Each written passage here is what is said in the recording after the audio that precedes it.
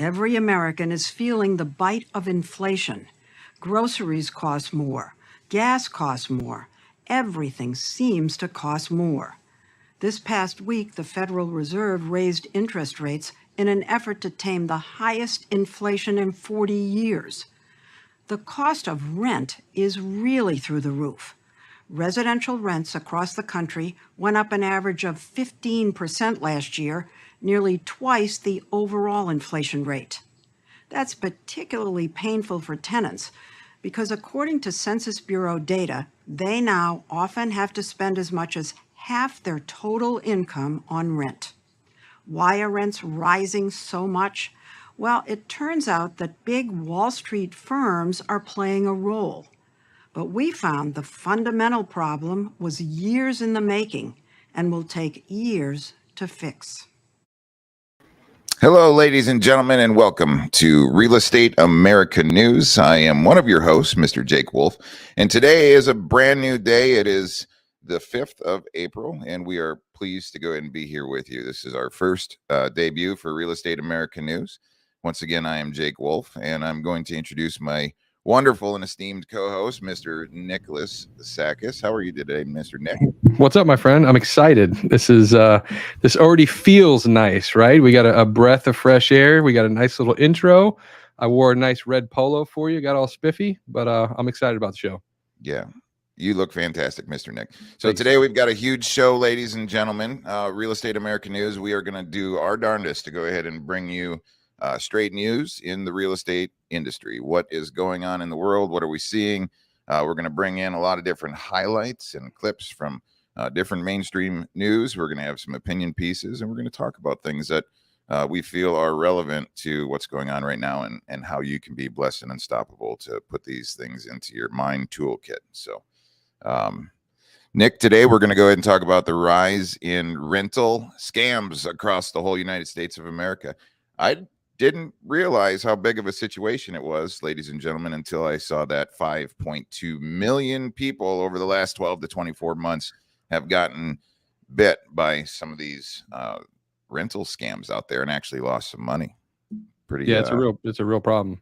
Yeah, we're gonna talk about the economic shock hitting the housing market. I know that's on top of everybody's head. We dug in a little bit, and one news piece said, are we in a housing bubble? Another one says, oh, no, we're not. So there's a lot of confusion that's happening out there in the industry. So stick around for segment 2 of the show. And also another interesting thing, Mr. Sakkis, 1.7 million vacant homes in Florida. Yeah. How about that? 1.7 million. That's quite homes. A clickbait title, I think, right? How much Quite validity is there to that? We'll find out. And that's just Florida. We're going to talk about Texas, and we're going to talk about California, New York, Michigan, and we're going to really run through those statistics. And we've got some amazing guests here today. We're going to be talking with Mr. Chris Manka. He's a tenured EXP agent out of Central Florida, so we're going to really dig into what's going on in his marketplace. And we also have Mr. Tim Parnell, who is an EXP agent out of the Fort Worth area. So pretty excited about all of that. And the big takeaway for today's show, so you're going to have to stick around to the end, this thing called the MetaVerse. Nick, it's the MetaVerse. Oh, I got a lot to talk about with that, for sure. All right, but before we go ahead and really get into segment number 1, we wanted to give a special shout out to REUNation.com. Mr. Greg McDaniel and the team at Real Estate Uncensored have done a phenomenal job, and we are truly blessed for them allowing us to go ahead and broadcast on the REUNation. So if you guys have not yet had the opportunity to go to REUNation.com and go ahead and take a look at what is happening over there in the REUNation world, I highly suggest that you do. And just a little takeaway here, ladies and gentlemen, in order to go ahead and get Real Estate America News show notes and all of our articles that we're speaking about, you can come over here to REUNation, go to the Real Estate America News page, and enter your contact information. That way you guys can go ahead and get any of your show updates, show announcements, any post-show reviews and articles. And if you need to get in touch with us for any reason, that's the best way to do it. So go to REUNation.com. So with that being said, Mr. Nick, why don't we start talking about rental scams. Rental scams. I've got a very important clip that I want to show everybody to kind of give you an idea of what's being talked about right now in the mainstream news. So here we go. Renters beware. As rent continues to rise in a tight housing market, scammers may be looking to take your money. According to apartmentlist.com, 5.2 million U.S. renters lost money from rental fraud. Lachelle Yates is the director of communications for the Better Business Bureau. She says a scammer could have one of two goals. They are either trying to get your money for a property they do not have the ability to rent, or the scammer may be hoping to get your personal information. We had a renter here in the Triad who reported to BBB Scam Tracker that she had filled out a rental application, including her social security number. And she says that the landlord ended up taking out a line of credit in her name. Yates says scammers often bait potential renters by posting stolen pictures from real rental listings.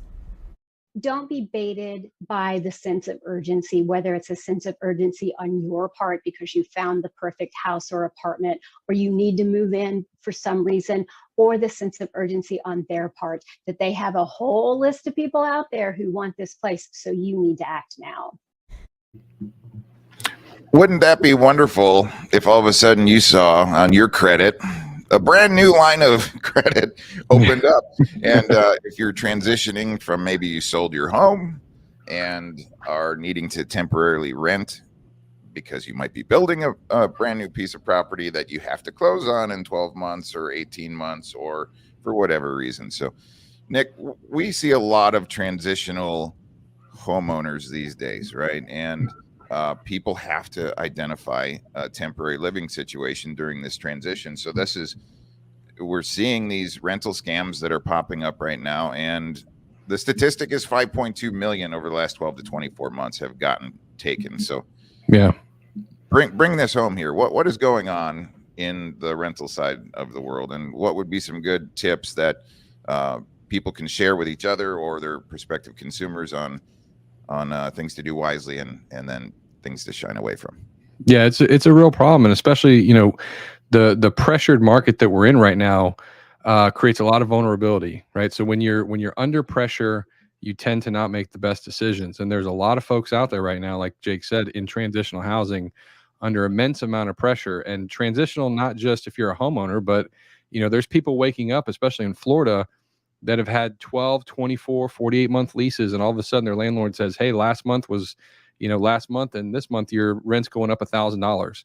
And so there's a lot of people right now that are just under a lot of pressure to move. So when you are searching all over frantically online, on Craigslist, on Facebook Marketplace, on Zillow, and you find a deal, oftentimes, like right now, we're just looking past kind of common sense or the obvious. When people say things like, well, probably the most common is don't contact the renters that are currently in there, right? So if you are in a situation where you find a house, look on multiple portals, number one. So if you see something on Zillow, go to apartments.com, see if you can find that piece of property on multiple portals, number one. Number two, if you're contacting the person and they're trying to give you a story as to why you shouldn't contact the current landlord or current renters, why you shouldn't go visit the property because of whatever, there's usually some kind of song and dance. The people are getting divorced. It's a weird situation. Just have contact with me and get me the money. I have the keys. I'll mail them to you. All those things, just be on high alert, right? So make sure you are going to visit the property. Make sure you can see somebody in person. Never mail anybody, wire, anything like that with promises of getting keys in the mail, because the keys will never come. This isn't anything new. I think there's just a lot more pressure in the market now. There's always been rental scams, but now not to this extent, right? Because there's so many people looking for rental properties right now. But just try to use as much common sense as you can. And, the interesting part about this, I think why now this is more relevant than it's ever been, is because we're so used to making big purchases through our cell phones now, right? So like if you were to go back 10 years, right, people were nervous to buy a $1,500 or $2,000 TV on Amazon on a credit card.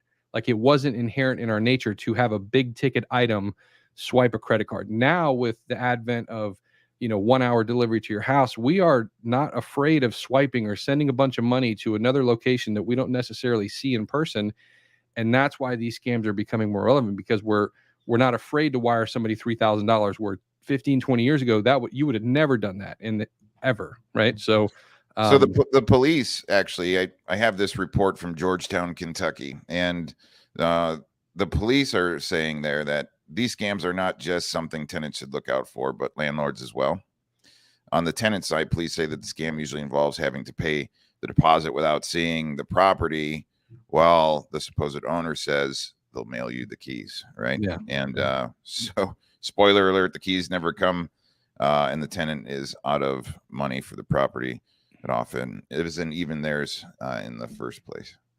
Pretty shocking. So some of these tips, straight from the Georgetown Police Department: meet the property owner in person, right? That's always a good thing to do. Yeah. Shake some hands with people, make sure it's a legitimate deal. Meet the property owner at the rental property. Do not pay online at all whatsoever. A legitimate cashier's check for down payment. That's something that you can always go ahead and reference and keep in your pocket.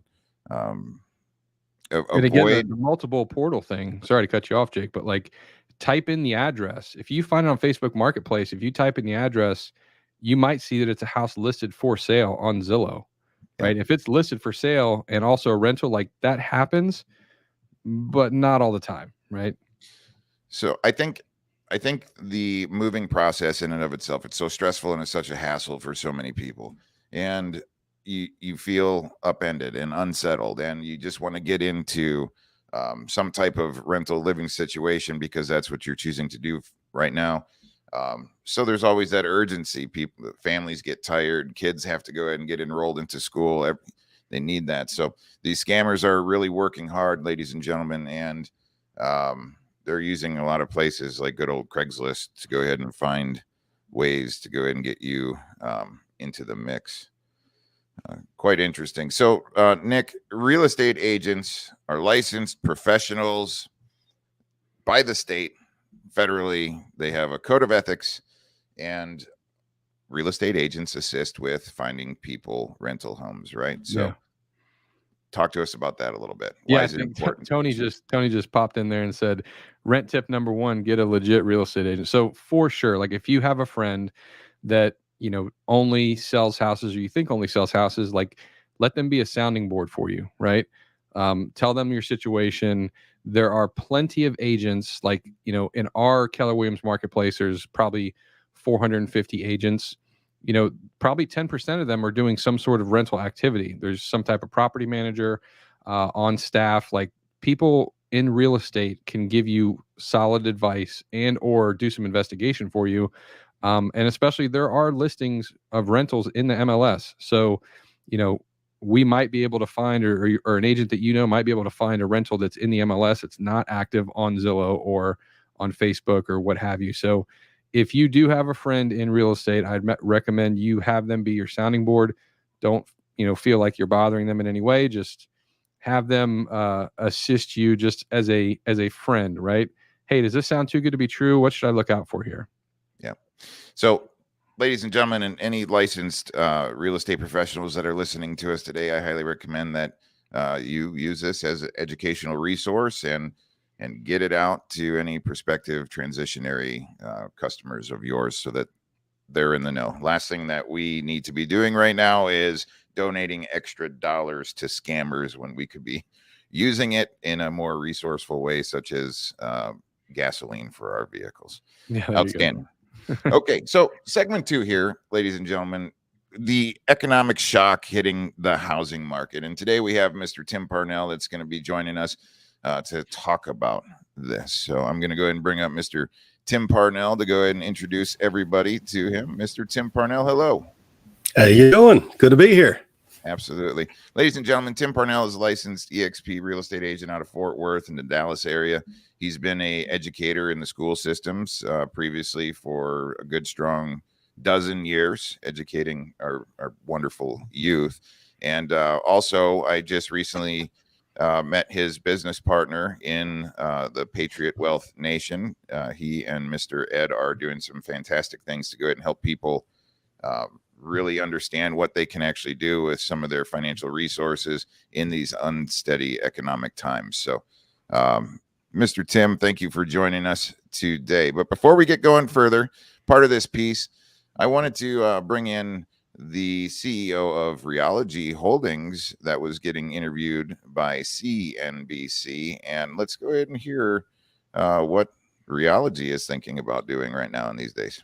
Ryan, thanks for being with us today. I mean, Reology oversees quite a portfolio of real estate brands. And so across different price points, across different markets here in the U.S., as you do see mortgage rates climb back above 4% very quickly right now, and home prices continue at these fiery increases, what do you expect in terms of how that scenario evolves through this year?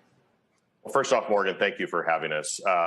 Look, when we look across what we're seeing with Sotheby's International Realty, Coldwell Banker, Century 21, and many of our other brands, what we're actually seeing is demand is still incredibly high for homes. And we are seeing the mortgage increase you talked about put a little bit of a damper on home resale purchases and sales. But the really high demand still seems to have sales higher than they've been for like the past decade or so. So we expect in 2022, there'll be fewer units sold than 21, but the 22 number's probably going to be higher than, say, 2010 to 2019 was.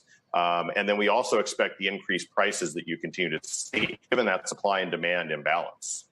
So where do you see that demand continuing to be the most robust? Is it the higher end of the market, given the fact that we know first-time buyers, for example, are getting priced out and there's affordability issues, as well as investors competing for some of these properties? Well, the demand's pretty strong across all parts of it, even with some of the issues at the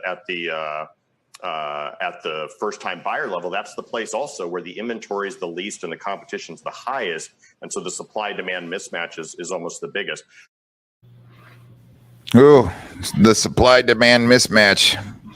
It's pretty interesting to go ahead and see, and we're going to keep a close eye on everything that's going on, ladies and gentlemen, as this unfolds, and we bring you the news every single week. And one of the things here with Fortune.com, and we wanted to bring up this article here.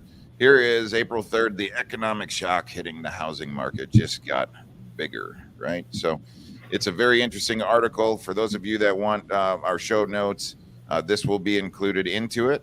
So bad news for home buyers that already have big economic shock. Got even bigger last week. On Thursday, Freddie Mac reported that the average 30-year fixed mortgage hit 4.67%. Just 1 week earlier, the rate was at 4.42. And meanwhile, back in December, it was at 3.11%. So very interesting here to go ahead and think about any of the new home buyers or transitionary, right? Right inside of this article here, it really kind of brings it home. A borrower who took on a $500,000 mortgage at 3.11 rate would get a monthly mortgage payment of $2,138. At a 4.67 rate, guys, that's $2,584. And over the course of that 30-year mortgage, they're looking at paying an additional $160,698. Tim, Yep. What is going on right now? What is the Fed doing? Why are they doing it? What are home buyers looking at right now? Break it down for us. Yeah. So interesting fact, banks, lending institutions were raising rates before the Fed actually did in anticipation of the Fed doing it, meaning they knew what was coming before the Fed actually took action to raise interest rates. So you've got this anticipatory, action on these lending institutions. But how does that affect the consumers? As you heard it in the article, well, it's affecting them directly because what they could have qualified for a month ago, they can't qualify for anymore. And when you get your qualified lending based on your income and outflow, well, the other factor to this whole mess is the fact that inflation is skyrocketing. I mean, the government tells us it's 7% or something like that, but yet we're 200-300% at the gas pump, 50% or more at the grocery store. It's just everything's going up everywhere. So that's depleting the monthly outflow or cutting into it. And so now we have less left over as consumers to go out and get that house we want. So yes, you've got the supply and demand aspect of, are there more buyers than there are homes? I mean, I'm in Texas. I'm in North Texas. I mean, we are a destination hotspot for the country. Okay. So yes, we do have, I mean, I'm not worried about the sellers finding buyers, even with what's going on. I'm not, but I am worried about the buyers not being able to qualify where they once could, especially for the first time home buyers. Nick, what are First your time, thoughts here?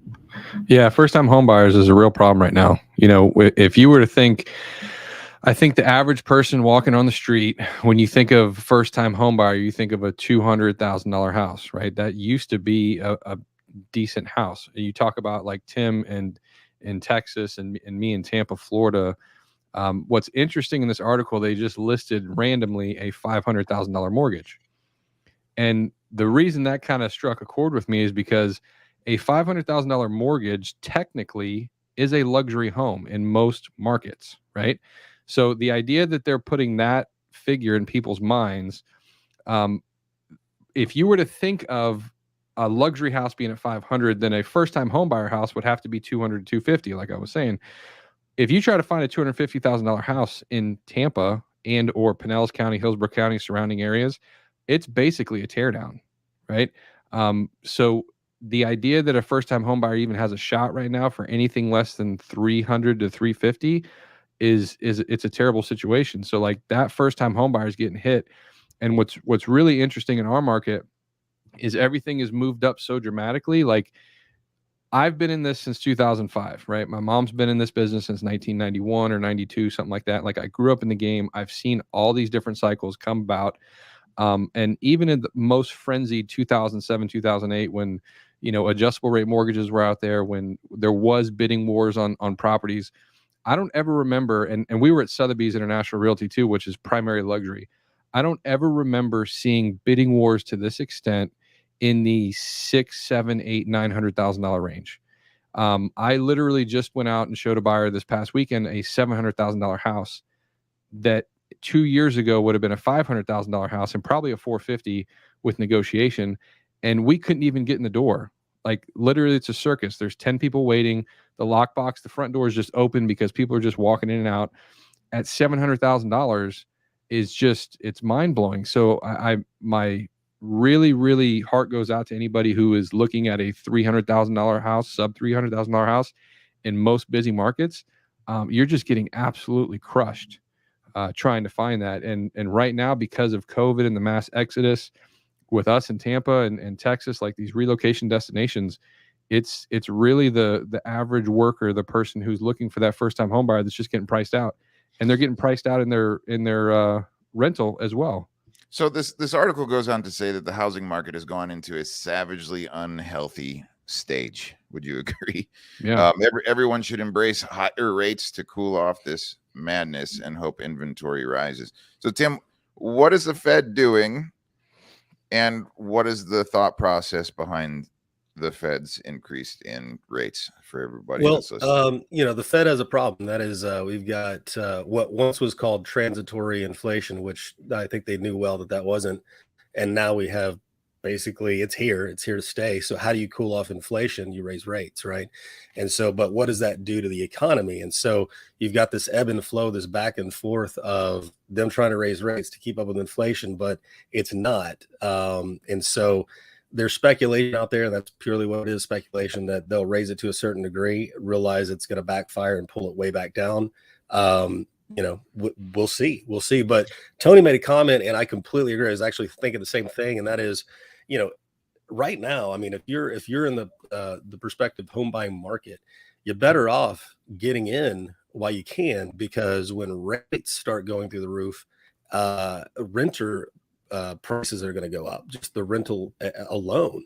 And so if you can lock in a mortgage, even if you're buying at what looks like an inflated rate or a higher interest rate, that mortgage is better off for you locked in than trying to be a renter in that same market, because you're going to be subject to a variable, which is why I'm all about, you need to get rid of as much variable debts and payments as you can as these things continue to take off. It's just a way to protect yourself.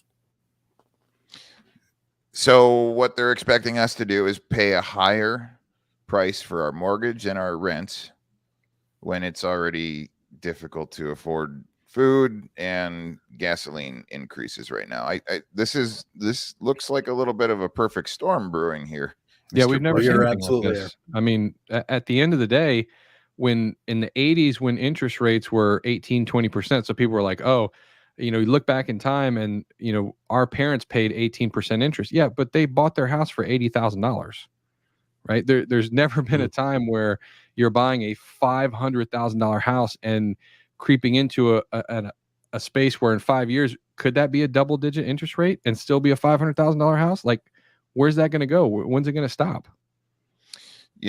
Tim, this morning on the Patriot Wealth Nation, I was watching one of your events, and one of the talking points was affordability for gas. Right, most people are now looking at, oh my gosh, it is actually it's a hindrance for me to go ahead and actually drive to work for people, and then families that have young children can't afford health care, or I'm sorry, child care, and are actually pulling back from the marketplace. There's a lot of things here that are quite interesting. Well, have you seen, Jake? There's a couple of articles that have been going around virality wise on social media of workers. Like, there was one guy at Subway that had his kid, and like he was at work and he had his kid in a carrier because he couldn't. There was no place for his kid to go. He was literally doing his 8-hour shift, making people sandwiches with his kids in front of him. Like, interesting. That's what it's coming to, right? Yeah, we've got some interesting times ahead of us. I mean, yeah, you bring up a good point. I mean, yeah, we did talk about gas prices this morning, and they're going to continue to rise. I just don't see where this ends in the near future. So what does that mean? If once upon a time you were buying in the suburbs and commuting to work, does that not factor in now whether you can buy in those suburbs and commute if that's what your job is? And so the closer you buy to the hub, typically the more the prices go up. So, it really is. I mean, just the ripple effect from this alone is far greater than just interest rates on the rise. I mean, we are affecting mass swaths of American lifestyle, livelihoods, everything. And so, yeah, I mean, this is much, much bigger than just interest rates. We have to ask that question, where are those interest rates going? Why are they going up? And as I always point out, like, if the government's telling us 7% in interest or inflation percentage wise, then how does that account for the 300% at the pump or higher? How does that account for 50% or more at the grocery store and eating out? And, how does that affect the fixed income budget? So what is that doing? People are just racking up credit card debt left and right to keep up. And so, yeah, they're torpedoing their own ability, not the person. I mean, they're just trying to keep on survive.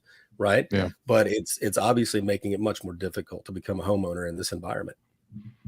So, Tim, thank you very much for blessing us today with this. How can people go ahead and get in touch with you? Because I think this type of information is critically important. Where do they go to find you?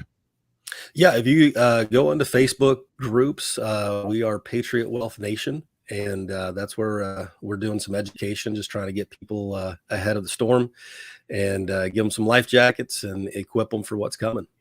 So you guys just opened up Patriot Wealth Nation, right? So it's a new group, yeah. And like just this last week. Literally, right? Yeah. I mean, we're kicking this thing off with a fire and passion just because we see what's coming. We want to equip people all the way around, get them educated. I mean, we practice what we preach, and we just wanted to reach as many people as possible to get them equipped. I mean, I'll tell you right now, one of the things that we talk about is, if you can't go ask your boss for a 15% raise or 50% raise to keep up with inflation, the only thing left to do is increase your income. So those are things we talk about as well. And so, yeah, we just try to cover it all. Yeah. Thank you, Tim. Ladies and gentlemen, go to Patriot Wealth Nation group on Facebook. You will be blessed to be hanging out with those folks. And so, Nick, moving on to the next segment, the economic shock in our housing market. We've been hearing about inventory being the driver because of this, right? There was a housing market collapse in 2008, 2009, and I went ahead and it started to recover, but it looked like construction didn't recover for the demand of the millennials, and things just started to get awkward, right? So we've been hearing for the last year or so, we just don't have the supply to meet the demand, and therefore all of this craziness is happening, right? So 1.7 million homes are sitting vacant in the state of Florida. So says one of these wonderful articles. Wesh News here in Central Florida was reporting this, according to Lending Tree. So we have Mr. Chris Manka. He's an EXP agent out of Central Florida to go ahead and join us here today, and a tremendous knowledge source of what's going on in the marketplace. He's been very heavy dealing with transitionary folks coming from different states and finding homes and dealing with new construction. So, Mr. Chris Manka, how are you doing today? Blessed and unstoppable, as Mr. Wolfe says all the time. So just blessed to be here. Thank you for having me. Good. I'm going to pull up this article here real quick, ladies and gentlemen, so we can go ahead and review some of these notes. And once again, if you're listening to us, make sure you go to REUNation.com, go to the Real Estate America news page, and enter your contact information, because we'll be submitting all of these show notes out to everybody for a post review. So let's go ahead and jump in to this article right now. 1.7 million homes are vacant in Florida. So the article says there are more empty homes in Florida than anywhere else, according to a new Lending Tree study of home vacancies across the United States. Overall, the study found more than 16 million houses sit empty across the whole United States of America. Gentlemen, this is stat. Yeah. This is curious to me, because we're talking about an inventory situation driving our economic pressures. So it says 1.6 or so million homes in Florida, 1.2 in California, 1.2 in Texas. What's going on here? What's going on, guys? Well, I was laughing with Nick on the pre-show because like he had even segued it in on your intro. You look at that article title and it's clickbait once you start digging into the actual facts, because once you look at the Lending Tree data and what was the main data source for that, it's vacation homes. Well, Nick can tell you he's in one of the hottest vacation home spots in the country. And they included that into the data. So, I've got outside investors that are purchasing from out of state, and then you have these empty vacation rentals that are included into that. And so that's having a driving force with the vacant home data that they're putting in there. So, I mean, when you look at the inventory that I have locally, and I know Nick is the same, it doesn't match the data that's necessarily in that article, in my opinion. I mean, it locally in my local area. Well, so there's some supporting evidence that has actually came out. There's a lot of institutional buyers that are just consuming property at a mass scale right now, because they know there's a lot of transitory homeowners and starting to get into rental situations. Nick, what are your thoughts here? Well, I don't want to go too far down the rabbit hole of conspiracy theory, but when we have something like what's going on right now with the division of wealth, right? Uber successful people are getting even more uber successful, and the average person, the average worker is getting slammed with inflation, higher gas prices, higher grocery store bills, all that stuff. And that as that gap becomes bigger, there's opportunities for bigger companies to come in. And I don't want to say brainwash, but if you look at how we operate right now as a community, as a society, we are getting very used to a rental income, a rental society. So when you think about ride sharing, 5 or 10 years ago, you would take a taxi. It wasn't really cool. Then Uber came out, and now it's like a cool thing to do, right? You don't necessarily need a personal transportation. You hop on Uber, you are renting that car for that specific day, that specific time. Cell phones. When cell phones got to be $1,000, they realized, hey, we can't buy a cell phone every 2 years for $1,000 because this is as much as a computer. So what happened? It got baked into your monthly fee. Again, now we're just renting the electronics that we're using. When it comes to real estate, if we still go on this path and we talk about average home buyers not being able to afford, they're going to be forced to rent. So if we know that this isn't changing, if we know that the tide is turning in this other way, what better way for institutional investors to capitalize on that event 5-10 years from now than to say, hey, it's okay to just rent, and we have all these homes. You're finding it really hard to get an asset in your own personal name. We have 20 homes available for you in your market. All you got to do is rent from us.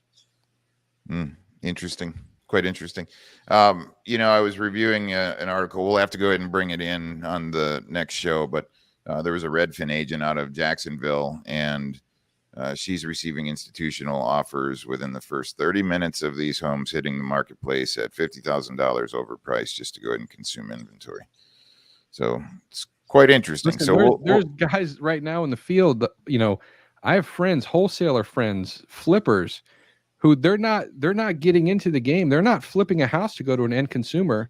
They're selling to these institutions. They're getting a higher dollar amount, selling to an institution who's going to go rent it on, in purgatory. And that's the game now. Like, why would I deal with an individual customer when I could just flip this house? I know in 25 days, I'm going to get this institution to buy it for exactly what I want, even more so than I would get from an original owner or takeover owner. It's quite a game. It's very interesting.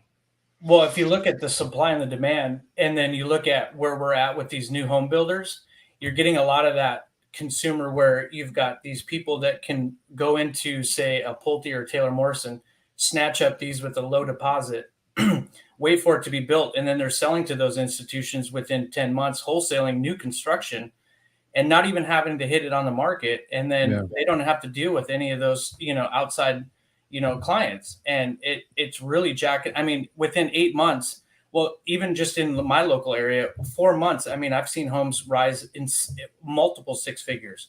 So it makes sense for these people to, go into that kind of a market when they don't have to deal with, quote unquote, the client, when they can go to those institutions and sell those homes and flip them and wholesale new construction, which then drives the inflation up. And then you get into this where we're at in Central Florida, and you probably see this too, Nick, you go into that rental conversation, that hourly rate for an employee hasn't caught up to the home value yet. So it's forcing these people to have to rent.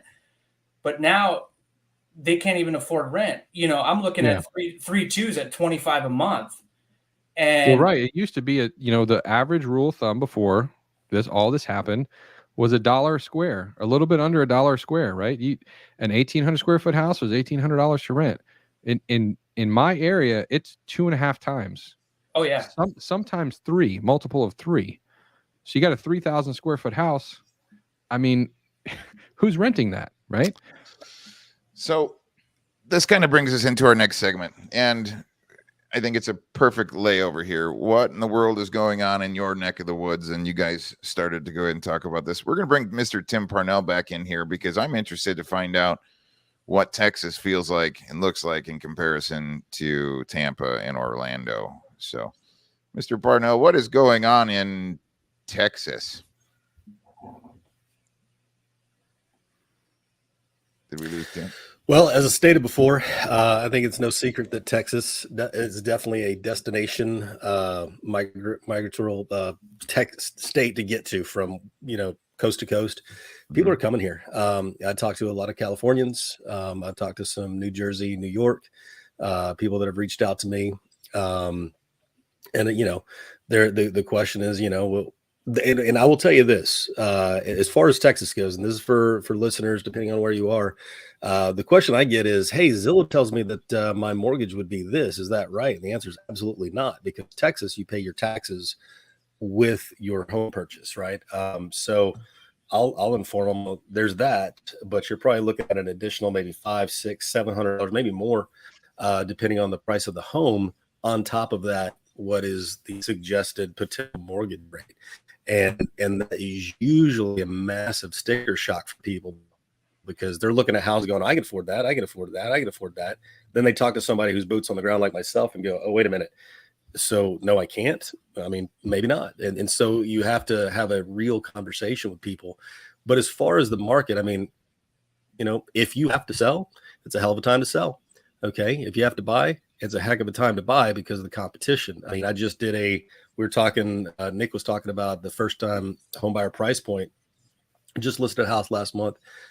We came in at 200,000, and we took 227 on that house. So $27,000 over. That was a cash offer. And we had 30 offers to sort through on that house. And it was from I would say the majority of them were actual first-time home buyers, families, single people. Maybe a couple investors.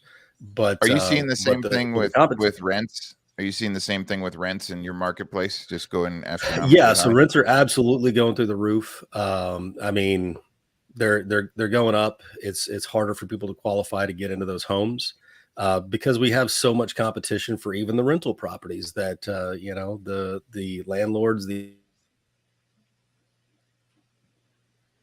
I think we might have just lost. Yep. Tim. Chris, quick question here. You were talking about Lake County, Florida, and you were at one of the zoning commission meetings with the local folks there. How many new home permits did they just go ahead and approve? 50,000 new homes. I mean, the population of Claremont right next door is 60,000. So you can already see the growth because what's happening is it's expanding outside of the Orlando metro area, and the prices are going up. The median home price in just Winter Garden last year was $399. Right now it's $599. I mean, you compare that to overall in 12 months. In 12 months, and then you compare that to Florida, overall is like $280.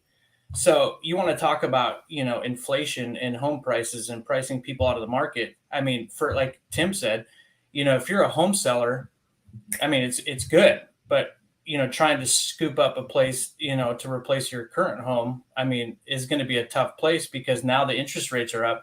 I've got buyers that I told 6 months ago, get in the game now, and now their qualification is way more significantly lower than what it was, 6 months ago. And they're sitting here going like, well, crap, they may have equity in the home or they want to buy investment properties, but now, with the interest rates, it's going to price them out.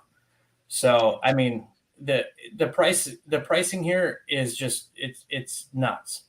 So new construction is rampant in Florida, and I remember back before the housing market crash in the mid 2000s, people were just building like crazy, right? It was pre-construction investments, and there was a lot of that talk. And back then, as you know, most of you gentlemen, you could breathe on a piece of paper and get money from the secondary note market and financing and adjustable rate mortgages.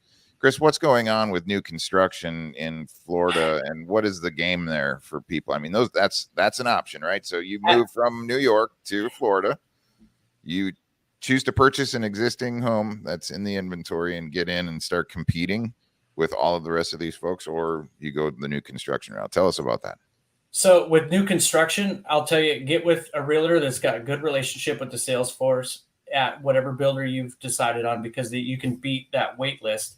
But for instance, in my neighborhood, so a year and a half ago, actually, like say 4 months ago, there was a vacant 1 acre piece of property on the lake that sold for $500,000. I just met with one of my buyers in the sales office in our development that just 70 by 120 that doesn't have lake access or barely even a lake view. The lot prices are $400,000. So if I'm going to give you any advice, buy now and get in, because it's not going to get any cheaper, with the interest rates, and it's just pricing people out because of the market coming in from out of state is what I'm seeing. Nick, is that happening in Tampa? Yeah, I think right now you have to really make a conscious decision. If you're just moving someplace to move there and you think you're only going to be there for 3 years or 5 years or 7 years, which is pretty much like an average move, then your desperation isn't quite as high, right? Because you do have a chance to lose on that overall investment, right? If you're trying to buy something now in 5 years, if you're buying something long-term and you really think this is your long-term home and you just have a bad taste in your mouth because prices are so high, who cares? Get it in, buy it now. If this is your forever home, if you're building a family, if you have no intention on, moving out of state or taking another job somewhere, you have security, like don't pay attention to all the nonsense right now, because 10 years from now, there's going to be another cycle. 20 years from now, there's going to be another cycle. We're at a time we've never seen before. But if you're blitzing into this and you're only going to be at that house for a year to 2 years, like be careful, because we don't know what's going to happen in a year to 2 years. This could all crumble. You could lose your ass. Pardon my French. If you're there forever and that's your investment and you want to build a family, like by all means, find a deal now and get in for sure. I think people need to focus as well on economic pressures and employment pressures that are hitting their families too. So purchase wisely. Tim, I think we have you back there. Your feed cut out for a quick second. So is this the same story that you're hearing down in Texas? Ultimately, is it the same kind of phenomenons? And what does the job market look like down there? Job market is killer. I mean, we definitely are a hot spot for people coming to Texas for work. I will say that about middle last year, I watched just in one neighborhood alone, the value of the neighborhood went up about 30% in about 6.5 weeks, just because how many homes sold and closed, and then raised the potential sell price of this after that, and on and not stump celebrate. I mean, this is, what does it tell me? I mean, what's happening to the value of your dollar? Is your house value going up, or is there something else going on? And so these are just things we got to think about. But I'm curious. If you just got cash in the bank, and I'm curious to go ahead and keep an eye on this inventory situation. I think we should all go ahead and expand on it a little more and dig in and find out and keep an eye on it. So if you guys see something that's going awkward there, please let us know at Real Estate America News. All right, we're going to move on to our next segment here, the wonderful big world of the metaverse. But before we do that, Mr. Chris Manka, thank you so much for joining us here today. And how can people go ahead and get in touch with you if they're interested in coming down to Central Florida, need some assistance with real estate, or if any other real estate professionals are out there and need a good, solid contact here in the marketplace? How can people get in touch with you? Yeah, Instagram, Chris Manka, Facebook, Chris Manka, and then chrismanka.com. And then my cell phone number, 707-685-6254. Give me a call, and we'll make it happen. If anything, we'll have a beer together. Sounds good. Outstanding. Thank you, Chris. We appreciate you. Nick, what is this thing called the metaverse? Well, we're kind of in it right now, right? Oh, it is. It's kind of an interesting place. What is going on with this metaverse? I hear people are purchasing digital real estate in this metaverse. It's quite interesting. It's pretty wild. You know what? Let's go ahead and find out what's going on here, guys. What is this metaverse, and how much are people purchasing digital assets? There's a land rush happening, and it's not in New York City or Beverly Hills. Early speculators, professional realtors, and celebrities are buying up virtual land for millions of dollars, creating huge hype around real estate in the metaverse. In November 2021, crypto investor Tokens.com made headlines when it bought $2.4 million of virtual real estate in Decentraland. A week later, Republic Realm paid $4.3 million to buy land in the digital world of Sandbox. Real estate moguls Tal and Oren Alexander said they'll be developing and selling virtual luxury real estate. Celebrities like Snoop Dogg and Paris Hilton are also diving into the digital land grab. In fact, real estate sales in the metaverse surpassed $500 million in 2021 and could double in 2022, according to data from Metametrics Solutions. The metaverse is a multi-trillion-dollar opportunity that's going to change the way most consumer technology is used. People don't quite see this yet, but it's the next iteration of social media. It's the next iteration of computing, education, advertising, and shopping. Skeptics warn that putting your money in these highly speculative investments is a risk people shouldn't take lightly. And so you might buy land in a metaverse that nobody else buys land in or doesn't want to, or even in a worst case scenario, you might buy land in a metaverse that doesn't exist in the future. If it continues the way it's going, it is most likely going to be a bubble. You're buying something that isn't tied to reality. It doesn't make a lot of sense, except it may satisfy somebody's desire to participate in some gaming activity. So is the metaverse real estate boom the next big thing? Or is it just the latest bubble ready to pop? Entrepreneur.com here also has a really good article on the metaverse and will it upend real estate assets. Are you ready? So, ladies and gentlemen, to go ahead and get these show notes, go to REUNation.com, go to a Real Estate America News page to enter your contact information to get all of this stuff. But You know, Nick, this article, April 4th, it really reads forward and starts talking about remote work, right? And I see a lot of people transitioning from the pandemic. I see people now reevaluating their homes, and now the metaverse is taking advantage of these types of opportunities to do it. And I guess logistically, it would make good sense to have a workforce that is remote in some cases, right? But what is going on in this metaverse? Why are people buying these assets, Nick? I am curious to go ahead and hear your thoughts on this, because I know you're already building some avatars. Yeah, I could do a whole hour. We could probably just have a whole show just on this, right? It depends on who you talk to, right? If you think about the younger generation coming up that was involved in online gaming, like that generation, 15 years old, 12 years old, all the way up into their 20s, they're very used to these digital spaces. So this is going to come so naturally to the next generation of, hey, instead of going to the Apple store in the mall, I'm just going to log in and go to the Apple store in the metaverse. I can talk to a salesperson. I can look at the showroom. I can look at the shelf, see the different features. Someone can help me in collaboration. And then I can just hit my buy now button, and Amazon will deliver my package in an hour to my doorstep, and I don't have to go anywhere. And so when you think about the evolution of shopping, like that's what's going to happen. All malls are going to be Amazon fulfillment centers, and you're going to do all your shopping online, just in a little bit more inclusive, if you will, right? So that's like from a higher level. If you were to wrap your mind around, if you're 40 years old and you're like, what the hell is all this NFT and all this crap? Like, your life is going to change in that way, where you're going to be doing a lot of this communication and everything online. Or just think about it this way, right? If you were to put on some goggles and now you can rent a room at Disney World, and your whole family could be there, and you can collaborate, your sisters, brothers, uncles, cousins who are in different states, you can all sign up and be at this same hotel room with the same views that you would have. Instead of paying $1,000 a night, you pay, $100. Wait a second, but I'm not there. Have you ever put on VR goggles? I don't know if I want to tell anybody that I did or didn't. Yeah.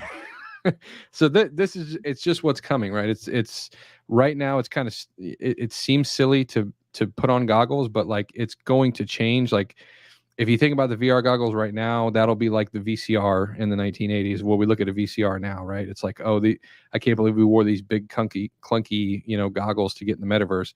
But part of what that article was talking about is, yes, there is a gold rush. Yes, there is going to be a bubble of sorts, because there are a lot of different metaverses, Decentraland and Sandbox, and like you can get really involved, and different companies, different celebrities are all individually buying in different spots based on what they think. So yes, you could invest a ton of money in Decentraland and buy a bunch of real estate, build your own shop there. I mean, hell, right now, like you could literally go to a Wendy's, right? I think it's in Sandbox. You can go to a Wendy's and buy a sandwich, like get it delivered to your house. But in the metaverse, right? So if there's commerce there in the metaverse, right, things will start to go ahead and evolve. 100%. If there's utility there in the metaverse, things will start to evolve. In that report that we just viewed part of through CNBC, it further goes on to talk about how people are starting to purchase advertisement space inside of a lot of these different locations. And so because there must be utility, there must be eyes on the advertisement. Yeah, people are there. Yeah, it's quite interesting. So what you're telling me, Nick, is that you can take your family on vacation to Disneyland virtually? Yeah, Disney's getting into it, no doubt, right? It's just like, so most of our listeners are probably real estate agents. They're familiar with a virtual tour, right? Or well, that to me has a lot of logistic utility. Right. I know buyers, agents, a lot. If you're traveling all over town, viewing 10 to 12 homes, that takes time. It takes a full day. It's servicing one person. Or you could stack up all of these different tours and give people that personal experience. Tell us more about that. It's going to be a status symbol, just like it's a status symbol now, or what in the past, when you have a meeting with somebody and you invite them into your 40-story executive building with all glass windows and a beautiful conference room with 85-inch TVs and you want to impress somebody, you would invite them and show them your facility, show them your people, show them all the things that you have in your office. Like, oh, this guy's a legit business. He's got a really nice office, right? Or the same thing like a house. You invite him to your home. You have a really nice home. You must be doing pretty well. It's going to be the same thing in the metaverse. There's going to be this status symbol of what is your land, what is your office look like? Where can you collaborate with people in a space where, you know, hey, instead of doing like an online course in Discord or a Facebook group, it's the evolution of that. So bring a congregation together, but hey, like Nick's congregation is way cooler than Jake's because Nick rented out the Staples Center for an hour, right? So we can go sit in center court in the Staples Center and have our meeting. Like, how cool is that? So it's going to be very interesting to see. Again, be cautiously optimistic. Don't just go run into buying tokens based on, you know, hype of an article. Do your research. There's plenty of opportunities. This is like super, super ground level, but start doing some research on what this really means and what this is going to look like. We're going to have to get Mr. Tim Parnell and some other economists back on to go ahead and discuss the metaverse a little bit more in depth. So, ladies and gentlemen, thank you so very much for being with us here today on our promo, our featured Real Estate America News event. We are going to be bringing it to you live every Tuesday and Thursday. Once again, a huge shout out to the REUNation. Go to REUNation.com. Highly urge everybody to come on over, click on Real Estate America News, and enter all of your contact information. We're going to send out valuable updates, reviews, and tips and show notes and things like that, and keep you all completely informed on what's going on out there. So, Mr. Nick, thank you so very much for participating here today. I appreciate it. Ladies and gentlemen, this has been Real Estate America News, and we are the Real Estate America News across the nation. And we are going to be back here on Thursday at high noon. So every Tuesday and Thursday at high noon. Have a blessed and unstoppable rest of your day. And until next time.